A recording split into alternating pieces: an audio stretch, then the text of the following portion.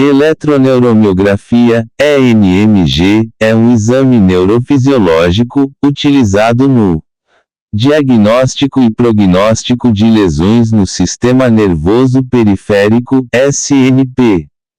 Exame que pode ser utilizado por médicos de diferentes áreas na avaliação dos componentes sensoriais e motores dos nervos e dos músculos.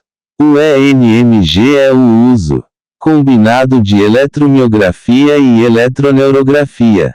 Essa técnica permite a medição da velocidade de condução do nervo periférico após a estimulação. Eletroneurografia, juntamente com a gravação elétrica da atividade muscular.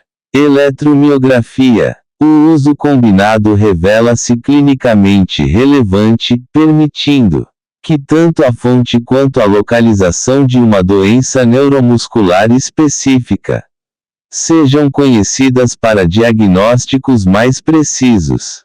Características. A eletroneuromiografia é uma técnica que usa eletrodos de superfície e também de agulhas para obter leituras eletrofisiológicas dos nervos e dos músculos.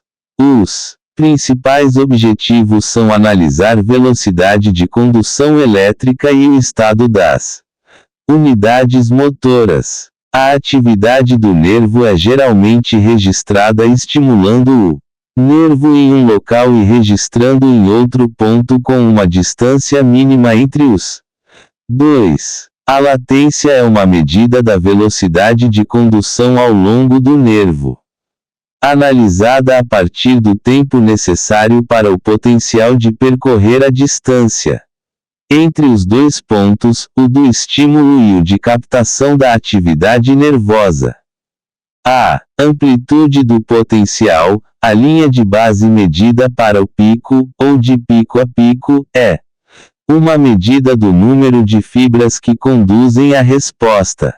A anormalidade nos dados obtidos a partir de medidas nervosas, como ausência ou baixa amplitude, indica danos potenciais no nervo. A quantificação permite elucidar o tipo de patologia axonal, desmielinizante ou mista, e o tempo de evolução da mesma, aguda ou crônica. Esta técnica é usada hoje em muitos campos médicos. Um exemplo de seu uso é detectar neuropatia por doenças como diabetes mellitus. Também pode ser usado para detectar fraqueza muscular ou paralisia devido a sepse ou falência multiorgânica em pacientes comatosos. Este método continua a ser uma técnica médica em grande parte devido à sua eficiência e simplicidade relativa. É especialmente atraente devido à falta de precauções especiais ou preparação envolvida com este procedimento. Existe uma dor mínima e nenhum risco significativo, exceto aqueles associados ao uso de agulhas. Procedimento: animação de propagação de potencial de ação.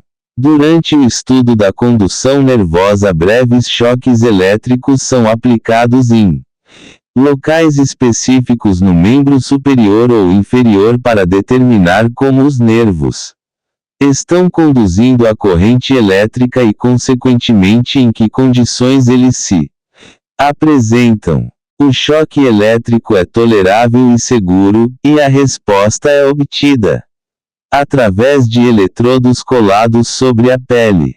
A segunda parte do exame é a eletromiografia, um procedimento que utiliza um eletrodo de agulha para testar a atividade muscular para identificar se houve algum dano a ele em consequência do problema do nervo ou se a doença envolve o próprio músculo. Geralmente 4 a 6 músculos são estudados por extremidade. O registro é realizado quando o músculo está em repouso e quando está contraindo. A fase da contração é realizada a partir de movimentos específicos orientados pelo médico. O procedimento dura entre 30 a 60 minutos, 2-5 minutos por músculo. Potenciais autogerados também ocorrem naturalmente para a gravação, além do choque artificial. Avaliar a velocidade de condução de um nervo, juntamente com os potenciais de teste, permite um diagnóstico benéfico que pode detectar problemas de dores sensoriais no nível neuromuscular. História: a técnica de eletroneuromiografia foi praticada pela primeira vez no final da década de 1970 pela Academia Americana de Prática Geral. O uso desta técnica melhora a capacidade de diagnóstico definindo e localizando o site-alvo. Em 1978, Milton B. Spiegel, médico investigador do Instituto de Reabilitação do Sul da Flórida, escreveu um dos primeiros artigos acadêmicos sobre os usos e os benefícios da eletroneuromiografia. Foi neste artigo que o Dr. Spiegel sugeriu que a pré-análise da amplitude de movimento e dos reflexos dos pacientes eliminaria o tempo e a exploração dos entraves dos nervos durante o procedimento eletroneuromiográfico. No início da década de 1980, a prática da utilização de eletroneuromiografia tornou-se mais amplamente aceita na comunidade médica, auxiliando especificamente nos diagnósticos de neuropatia, radiculopatia e axonopatia. Quanto ao uso mais recente, a eletroneuromiografia tem sido empregada ao longo do século XXI, auxiliando no diagnóstico da síndrome do túnel do carpo, níveis anormais de glicose e muitas outras miopatias. Este procedimento agora analisa a condução nervosa e os potenciais musculares através do uso de estudos H-reflex e F-wave.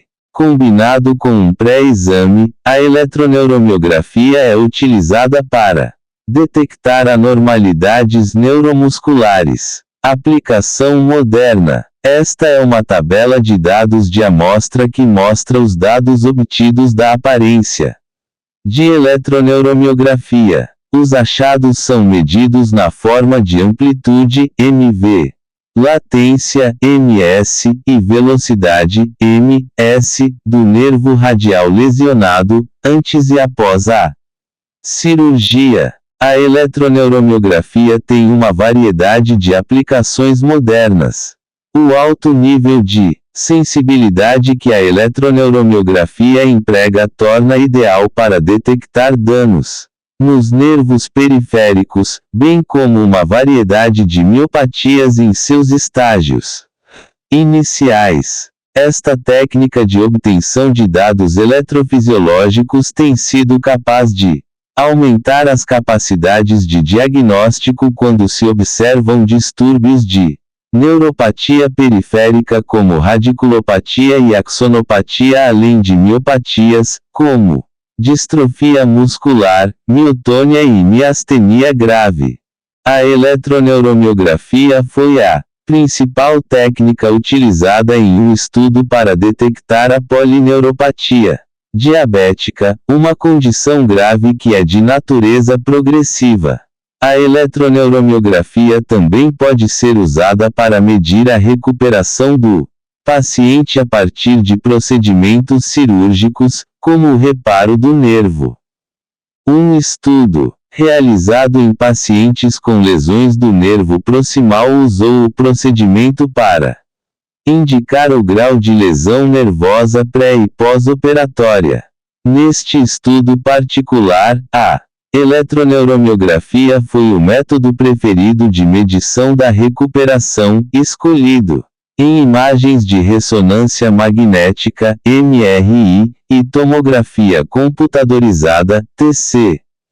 Ao olhar para a tabela de dados da amostra, pode-se ver que os pacientes Pós-operatórios geralmente veem um aumento na amplitude média do nervo radial, uma diminuição da latência do nervo radial médio e aumentos na velocidade de condução do motor nervoso. Esses resultados são todas tendências gerais que seriam esperadas quando operavam em nervos danificados no esforço para aumentar seu desempenho. A combinação única de gravação de eletroneuromiografia em músculo e nervo normalmente resulta em um nível mais alto de habilidade diagnóstica no campo da medicina. Esta utilidade aumentada geralmente resulta em uma menor demanda por mais técnicas de invasão para a aquisição de dados eletrofisiológicos, como a mielografia, um procedimento em que as complicações não são incomuns e a quantidade de atenção necessária para o pós-operatório está mais envolvida. Condições diagnosticadas com eletroneuromiografia. A eletroneuromiografia revelou-se particularmente útil no diagnóstico das seguintes condições neuromusculares, embora não seja uma lista exaustiva: e a miopatia, doença ou perturbação de músculo estriado, fibras ou de membrana celular, e neuropatia, doença ou distúrbio do neurônio motor inferior primário, fibra muscular, a distrofia muscular de Duchenne, a distrofia muscular facioscapulohumeral, distrofia muscular do membro cintura.